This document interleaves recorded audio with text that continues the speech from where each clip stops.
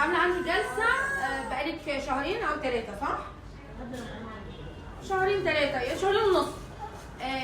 كانت عند حد ما كان عامل لها فرد صح؟ ده زي التاني، ده شغلي، ده زيها خالص مش كده؟ طيب الشعرايه مش مفروده، الشعرايه متكيسه وحلوه وجميله، ومسكت اللي كان هنا، يعني هي كانت مش هنقول يعني كان متقطع ودايب خالص، كانت الشعرايه مأستكه صح؟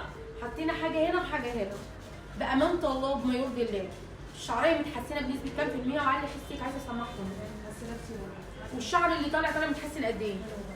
ما شاء الله اللهم بارك. يعني برضو اللي بقوله تاني مش بفرد. شايفين الشعرايه متكيسه ازاي؟ هي عامله كده، هي جايه عامله كده تمام؟ ده اللي كان فيه الحاجات الفرد. شايفين؟ ده بصوا عامل ازاي؟ مسكت التقطيمه اللي تحت دي، شايفين؟ ده احلى من ده. ليه؟ عشان ده كان فيه البروتين والكرياتين والحاجات التين اللي احنا بنقول عليها، لكن ده بصوا عامل ازاي؟ بصوا تكيسه الشعرايه، بصوا التثبيت عامله ازاي؟ واللي طالع متحسن قد ايه؟ ولا متقطع ولا متقطع. شايفين حلاوتي؟ شايفين حلاوتي وجمالي؟ الملكه. ايوه الملكه.